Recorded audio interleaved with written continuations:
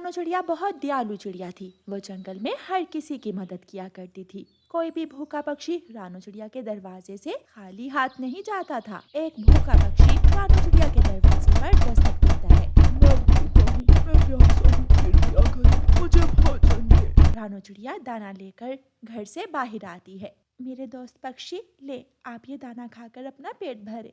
चिड़िया, आप बहुत अच्छी हो। पीछे उन कौवों ने मुझे धक्के देकर अपने घर से भगाया और मुझे खाने को भी कुछ न दिया। वो कौवे बहुत बुरे हैं। वो गरीब पक्षियों पर हमेशा ऐसे ही जुल्म करते हैं। एक शाम रानू चिड़िया जब अपने घर आती है तो गोरी कौवी रानू चिड़िया के घर में बैठी उसका जमा किया हुआ दाना खा रही थी। दुष्ट कौवी, भागो यहाँ से। चिड़िया झाड़ू उठाकर गोरी कौवी को मारने लगती है। गोरी कौवी जान बचाकर वहाँ से भाग जाती है। हाय, मर गई। कालू कालू मर गई। बहुत मारा मुझे उस छोटी चिड़िया ने, बहुत मारा। मेरी हड्डी पसली तोड़ दी उस चिड़िया ने। उस छोटी चिड़िया की इतनी हिम्मत कि मेरी गोरी पत्नी को मारे। मैं भी देख लूंगा उसे। कालू पति जी, उस चिड़िया को अगर जंगल से ना निकाला तो मैं तुमसे कभी बात नहीं करूंगी।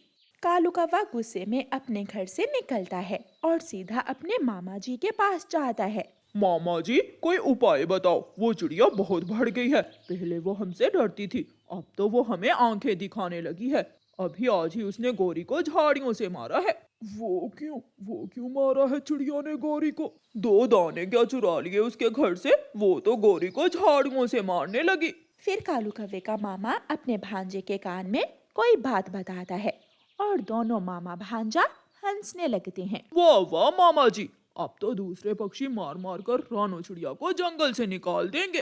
कालू कौवा सीधा तोते के घर के पास जाकर छुप जाता है। पति जी, चलिए हम नदी से पानी पी कर आते हैं। नदी से पानी भी पी लेंगे और दाना भी खा लेंगे। तोता और तोती नदी की तरफ चले जाते हैं। तोता और तोती चले गए, अब आएगा मजा। फिर कौवा उड़ता है और खिड़की के रास्ते तोतों के घर में घुस जाता है। कौवा अलमारी से हरियाली तोती का हार निकालता है और भाग जाता है। कौवा रानू चिड़िया के घर जाकर चिड़िया के घोंसले में वो हार छुपा देता है और रानू चिड़िया का एक गिरा हुआ पंख उठाकर ले जाता है। कौवा रानू चिड़िया का पंख तोते के घर में फेंक देता है। अब बनेगी रानू चिड़िया 1 नंबर की चोरनी। आएगा मजा अब जब सारे पक्षी मार मार कर रानू चिड़िया को जंगल से निकाल देंगे। कालू जी, हो गया काम? हाँ, काम हो गया है, सारा काम हो गया है। हरियाली, कल हम दूसरे जंगल में जाएंगे और कुछ दिन मेरे भाई के पास गुजारेंगे। हाँ पति जी, मैं भी घर में बोर हो रही हूँ, कुछ दिन हम वहाँ रह कर आएंगे।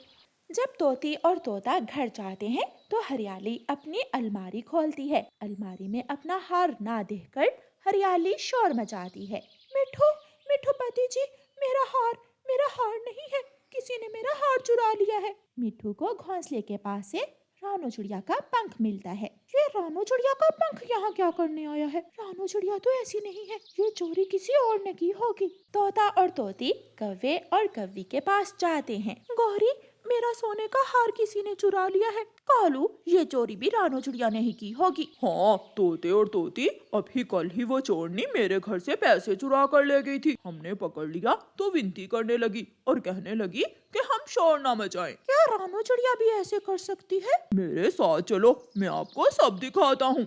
फिर वो सब रानू चिड़िया के घर जाते हैं। शक्ल से बड़ी मासूम बनती हो, जरा घोंसले से बाहर तो आओ। क्या हुआ है?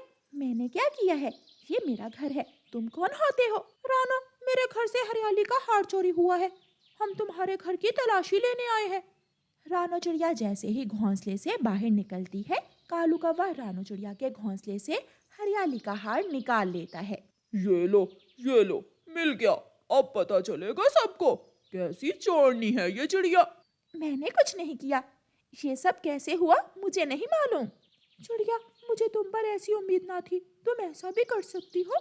फिर सब पक्षी मिलकर रानू चिड़िया को जंगल से निकाल देते हैं। मेरा कोई दोष नहीं था, फिर भी मेरे दोस्तों ने मुझे जंगल से निकाल दिया।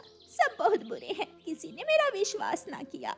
रानू चिड़िया एक दूर वाले जंगल में जाकर अपना घर बनाने लगती है और एक नए जीवन की शुरुआत करती है। समय गुजरता गया और फिर एक दिन कौवा और कौवी उड़ते हुए दूसरे जंगल में जाते हैं। कौवा और कौवी पेड़ पर बैठे मीठा फल खा रहे थे कि तेज बारिश शुरू हो जाती है। गोरी, ऐसी बारिश में हम कहाँ जाएंगे? ये तो बहुत बड़ी मुश्किल हो गई। फिर उन्हें रानो चिड़िया का घर नजर आता है। कौवा और कव्वी वहाँ जाते हैं और दरवाजे पर दस्तक देते हैं। रानो चिड़िया दरवाजा खोलती है। रानो, तुम यहाँ? हाँ, ये मेरा ही घर है। चिड़िया चिड़िया, हम बारिश में मर जाएंगे, प्लीज हमें अपने घर में आने दो। काले कव्वो, किसी को कितना भी बुरा बना लो, लेकिन जीत हमेशा सच की होती है। फिर चिड़िया कौवों को अपने घर में आश्रय दे देती है और कौवे चिड़िया से बहुत शर्मिंदा थे। अपने घर के पास एक नया पौधा लगाने के लिए चिड़िया जमीन को खोद रही थी कि उसे कुछ दिखाई देता है। गुड़िया, गुड़िया बेटी, यहाँ कुछ है। मम्मा, ये तो कोई संदूक है, इसमें क्या हो सकता है? हम इसे बाहर निकाल कर देखते हैं बेटी। चिड़िया वो संदूक जमीन से बाहर निकालती है और उसे खोलती है। उस संदूक में ढेर सारा सोना देखकर चिड़िया की आंखें तो खुली की खुली रह जाती हैं। इसमें तो इतना सारा सोना है। मम्मा, हम अमीर हो गए, हम भी अमीर हो गए। अब मैं बड़े वाली आइसक्रीम खा सकूंगी। गुड़िया ऐसे शोर मचाती है। फिर वो माँ बेटी वो संदूक उठाकर अपने घर ले जाती है। कबूतर कबूतर, सुना है चिड़िया को खेत से कोई संदूक मिला है। बुलबुल बुलबुल, सुना है चिड़िया को खेत से कोई संदूक मिला है। गोरी, क्या तुम्हें कुछ खबर है? चिड़िया को खेत से कोई संदूक मिला है। ऐसे बात सब तक पहुंच जाती है। उस संदूक में जरूर कोई कीमती चीज होगी। मैं अभी अपने पति कालू को जाकर बताती हूँ। गोरी कव्वी भागती है। वो जल्दी से अपने पति की तरफ भागती है। कालू, तुम यहाँ बैठे हुए हो और उधर चिड़िया की तकदीर बदल गई है। कुछ बताओ तो, क्या हुआ है चिड़िया को? होना क्या है, उसे खेत से एक संदूक मिला है। क्या उस संदूक में कोई बड़ा खजाना होगा? कालू, किसी न किसी तरह हमें चिड़िया से वो संदूक लेना होगा। वो चिड़िया मुझसे ज्यादा अमीर नहीं हो सकती। मैं अभी जाता हूँ चिड़िया के पास। मैं भी साथ जाऊंगी तुम्हारे। फिर वो दोनों पति पत्नी चिड़िया की तरफ जाते हैं। चिड़िया, लाओ ये संदूक तुम हमें दे दो। क्यों? ये संदूक हमें मिला है, मैं क्यों दे दूं? ये संदूक उस बड़े पेड़ के पास मेरे दादाजी ने छुपाया था। तब मैं छोटा सा था। मुझे आज भी अच्छे से याद है।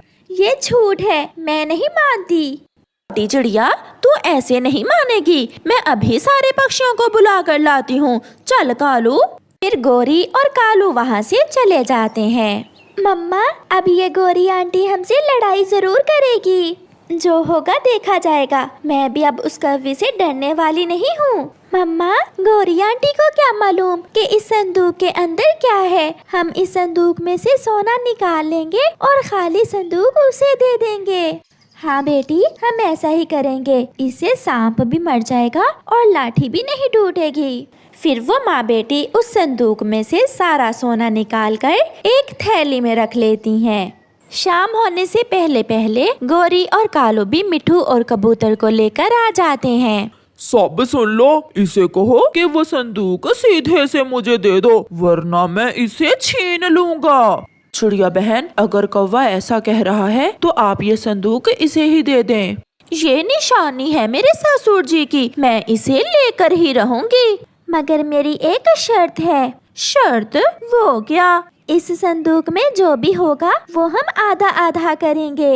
ये सुनकर गोरी और कालू खुश हो जाते हैं। हमें स्वीकार है। हाँ हाँ चिड़िया, जो भी होगा वो आधा आधा। तो फिर जल्दी से इसे खोलो, मैं भी देखना चाहता हूँ इसमें क्या है। तो फिर गोरी, तुम खुद ही इसे खोल कर देखो कि इसमें क्या है। गोरी वो संदूक खोलती है, मगर वो तो अंदर से खाली था, क्योंकि उसमें से सारा सोना तो चिड़िया ने पहले ही निकाल लिया था।